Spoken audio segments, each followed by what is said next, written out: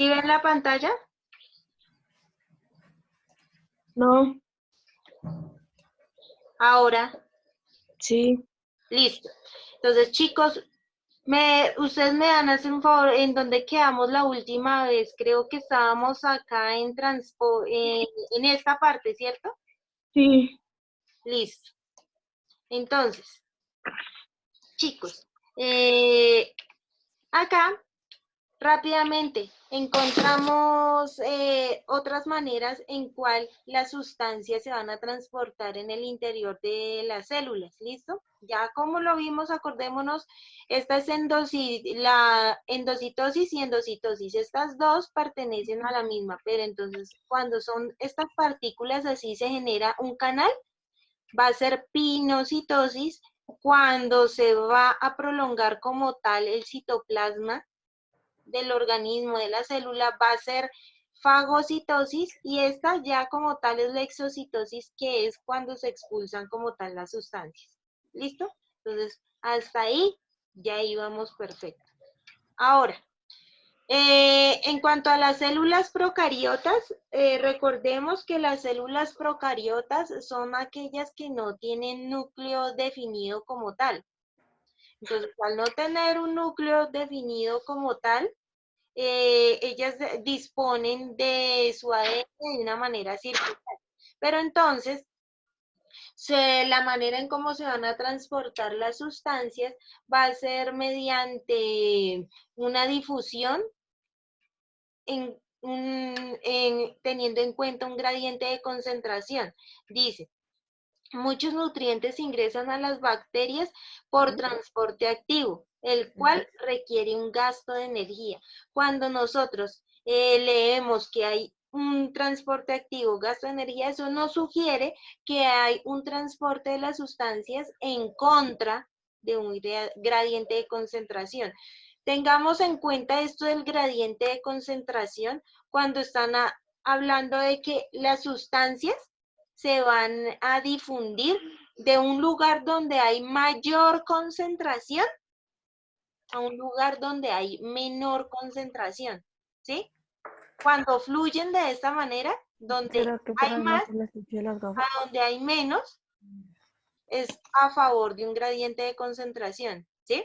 Pero cuando va a fluir en contra, es decir, donde hay un lugar donde hay menos sustancias, a un lugar donde hay más sustancias, es decir, está en contra del gradiente de concentración. ¿Listo? Para que lo tengamos en cuenta. Entonces, de esta manera es que se va a presentar como tal la difusión de los nutrientes y las sustancias en el interior de las bacterias. Acá lo podemos ver de una manera un poco más detallada en el sentido que vamos a ver que acá la molécula ATP va a jugar un papel muy importante. ¿Alguno de ustedes se acuerda qué es ATP? Eso lo vimos en el primer periodo. Energía. Energía, pero ¿se acuerdan cómo se llamaba como tal? Por favor, la persona que está molestando con la pantalla la dejamos quieta porque no es necesario. ATP, ¿qué significa? Ya como bien lo dijo David, es de energía como tal, pero ¿recuerdan como tal el nombre? Sin algo, atrotistáfodo, algo así. Adenosintrifosfato, ¿sí? Ahí como ya tenía la idea David. Entonces, acá ustedes van a ver que esta es la membrana como tal de la célula, ¿sí? Una membrana y estas van a ser unas proteínas que van a cumplir una función de transporte. Entonces, acá en estas partes de las proteínas va a haber un sitio activo como tal, es decir, donde se van a fijar las sustancias, las partículas que se van a transportar y luego se va a requerir de energía, va a entrar a actuar la ATP acá, la molécula de la energía, y va a ayudar a que esta proteína se dé la vuelta, como bien lo vemos acá, acá está boca abajo, entonces va a ayudar a que ahora se voltee al lado contrario y pueda liberar las sustancias. Bien puede ser en el interior o en el exterior de la célula como tal. ¿Listo? Y acá vemos nuevamente que hay unas sustancias que se van a depositar en la proteína y luego otra vez por acción del ATP se va a girar y se va a liberar al lado contrario. Entonces, cuando decimos que hay un transporte activo, nuevamente es de baja concentración a una alta concentración. Es decir, que si aquí había menos, ahora va a en esta parte, miremos estas partículas acá anaranjaditas para que nos hagamos una idea.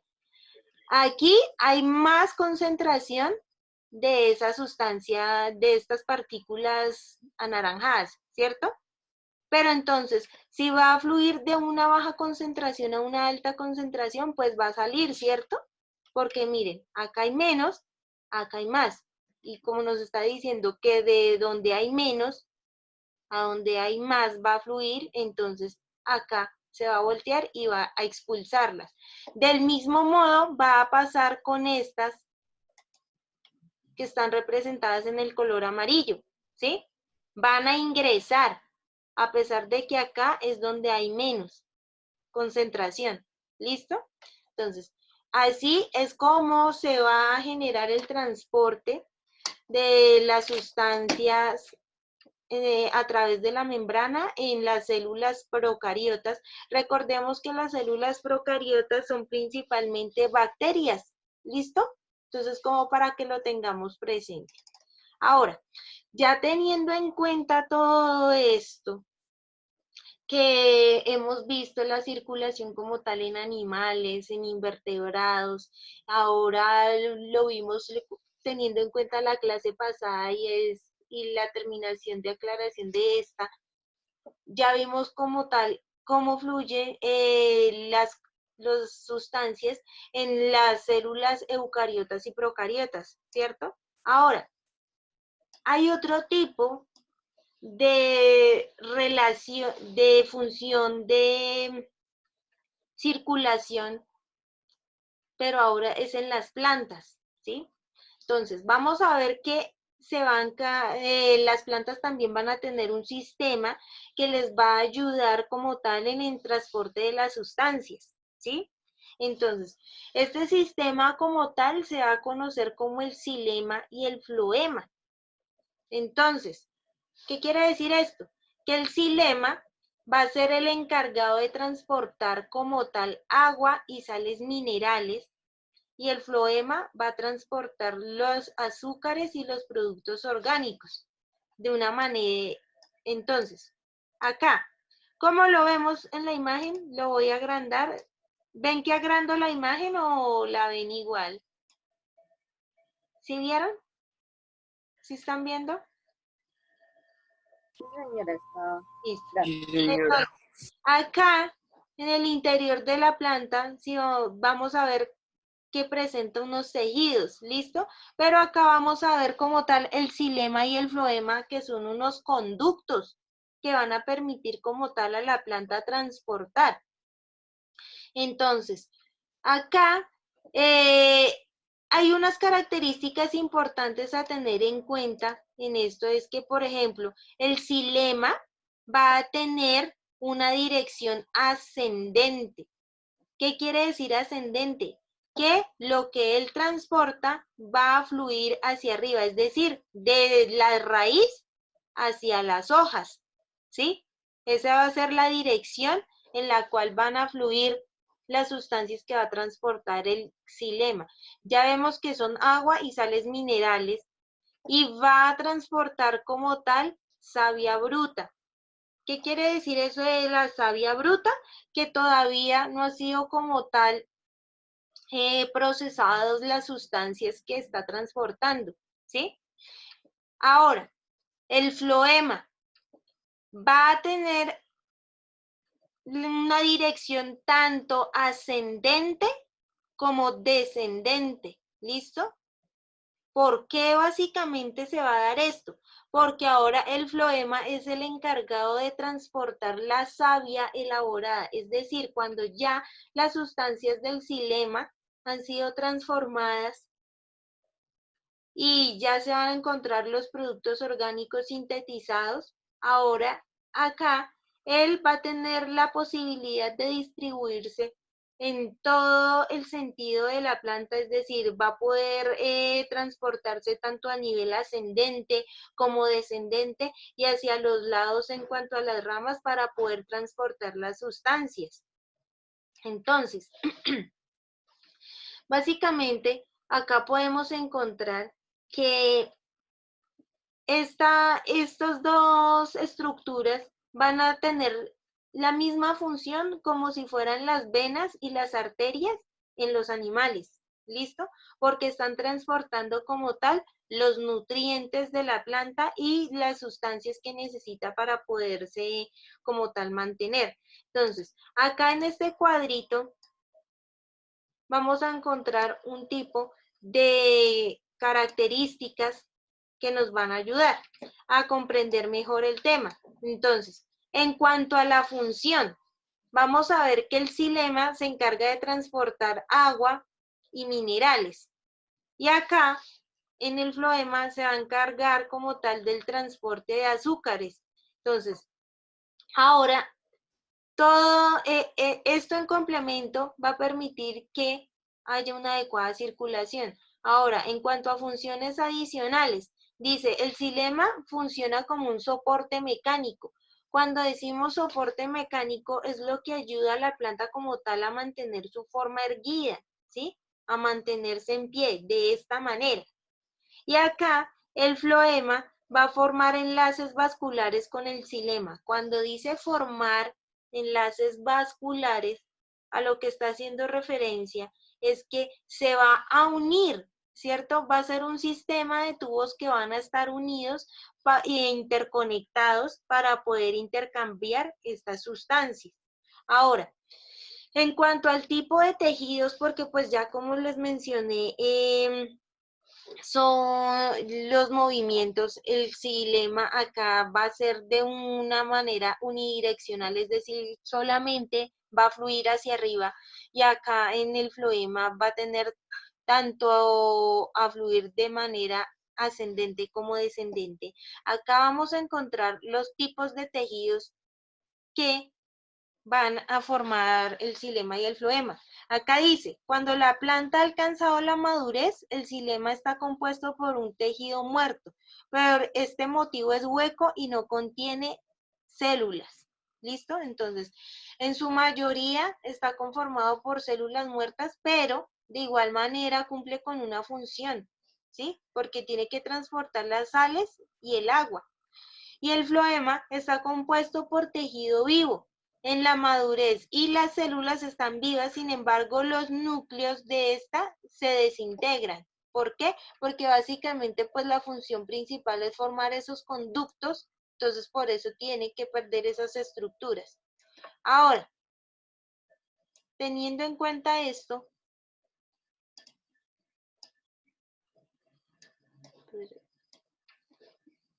vamos a ver que ya vimos como tal que hay dos estructuras importantes que le permiten a la planta generar su proceso de circulación de sustancias. ¿Cuáles son las sustancias también que transportan y el sentido en que lo hacen? Ahora nos queda como tal mirar la circulación en los hongos, ¿sí? Porque presenta unas particularidades en el sentido en que presenta una secreción de sustancias que luego van a ingresar nuevamente, pero luego las va a volver a expulsar. ¿Qué quiero decir con esto?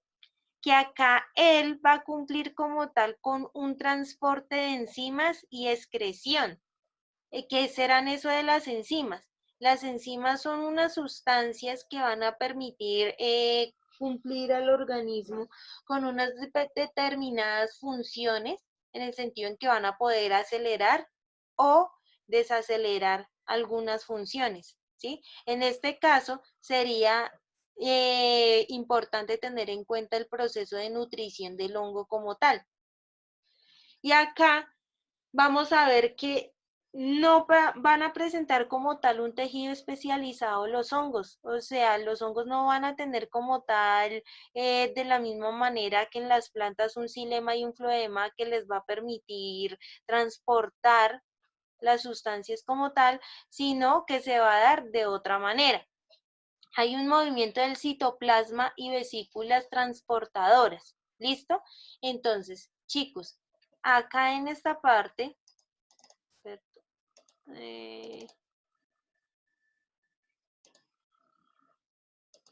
acá, en esta parte, vamos a ver que la nutrición de los hongos se va a dar por una absorción directa, que es la osmotrofia. ¿Qué quiere decir eso? Básicamente que el hongo se va a adherir como tal a a la sustancia sobre la cual va a extraer su alimento. Es decir, por ejemplo, puede ser un árbol que ya esté en proceso de descomposición, entonces es materia orgánica de la cual se va a poder alimentar el hongo. Entonces, por eso ustedes van a ver que hay hongos que se van a empezar a formar, por ejemplo, en árboles que ya están en proceso de descomposición. Pero entonces, ¿cómo se realiza el proceso de nutrición entre ellos? Ellos van a generar como tal unas enzimas que van a expulsar de su interior y las van a depositar en la materia orgánica de la cual se van a alimentar. Es decir, va a expulsar enzimas sobre el árbol, que en este caso sería la sustancia orgánica de la cual se va a nutrir, las va a expulsar, y entonces estas enzimas lo que van a hacer es que van a disolver y van a ayudar a digerir este alimento al hongo, y entonces cuando ya esas enzimas cumplieron con esa función de digestión, entonces él va a absorber eso y va a obtener de esa manera los nutrientes.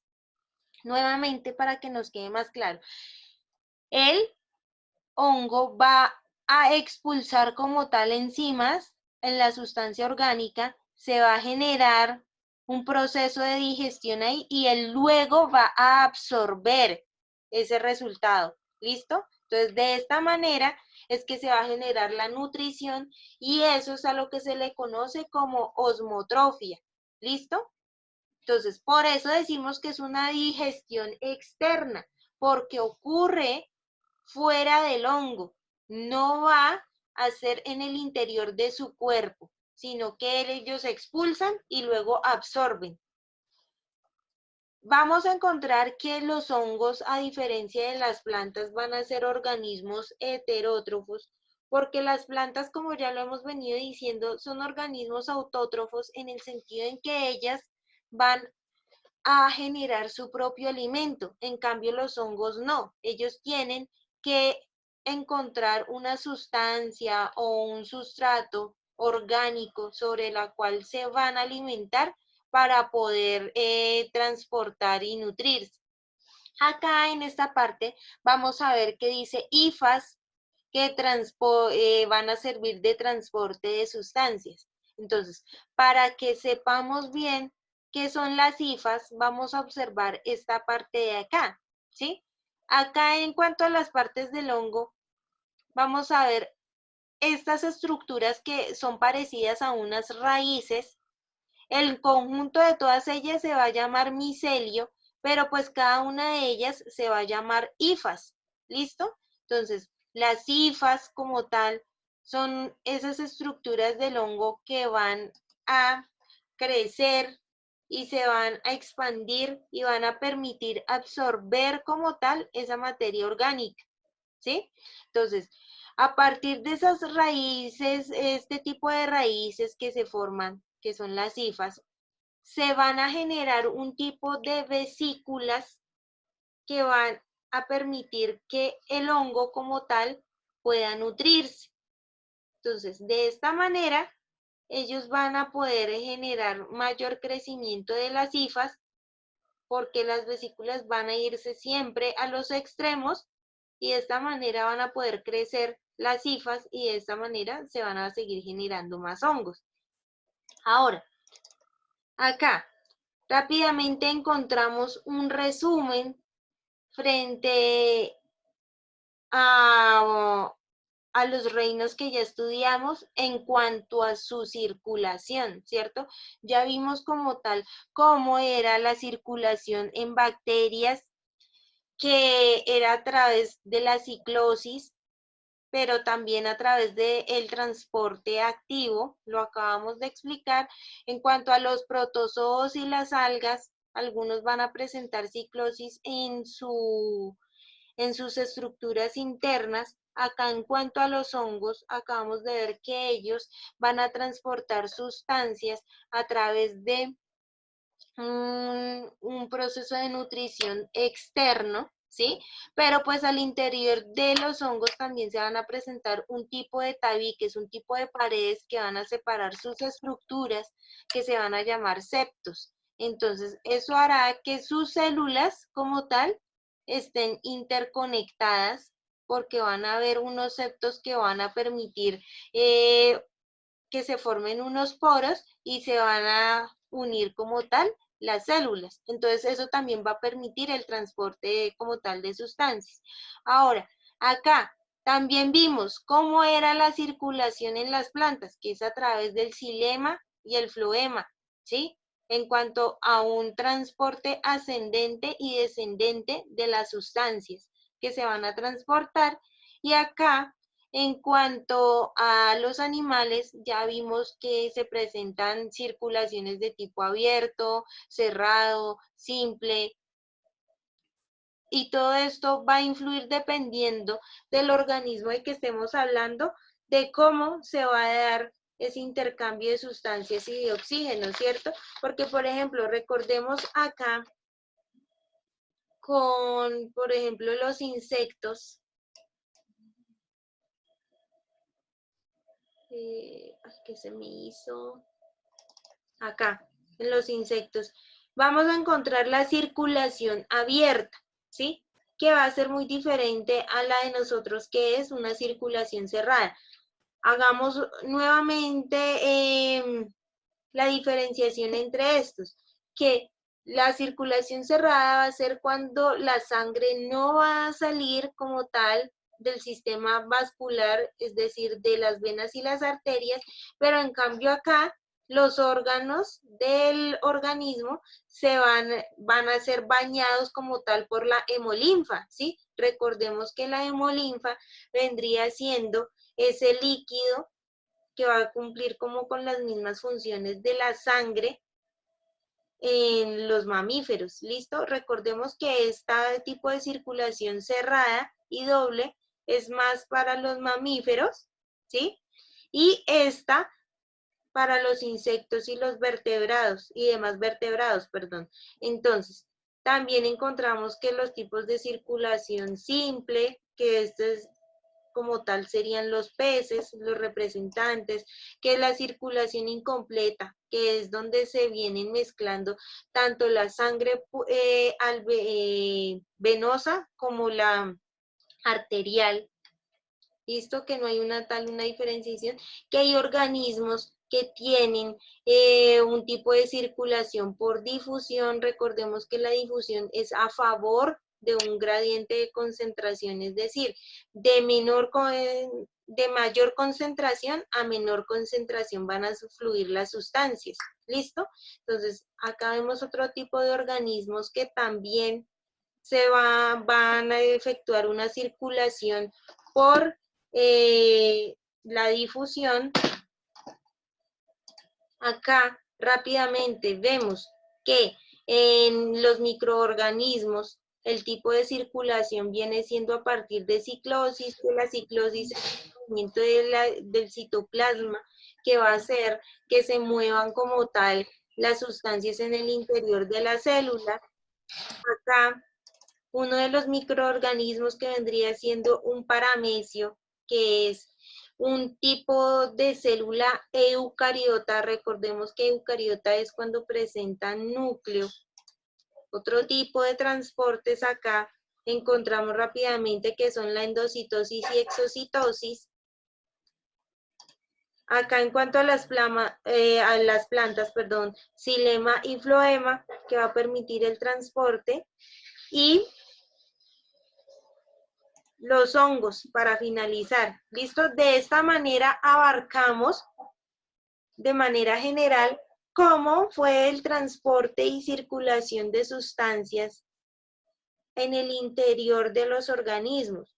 Entonces, niños, con esta última clase damos por terminado la circulación en organismos. Entonces, ya como tal, la otra semana iniciaríamos con tema nuevo.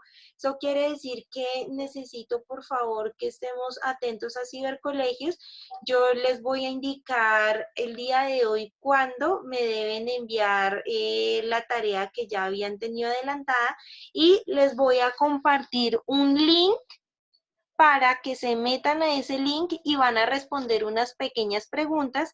Va a ser de la misma manera en que se trabajó la evaluación del periodo anterior, que era que ustedes se van a meter a ese link y van a seleccionar la respuesta correcta y deben darle en la tecla enviar. ¿Listo? Eso para que lo hagamos hoy.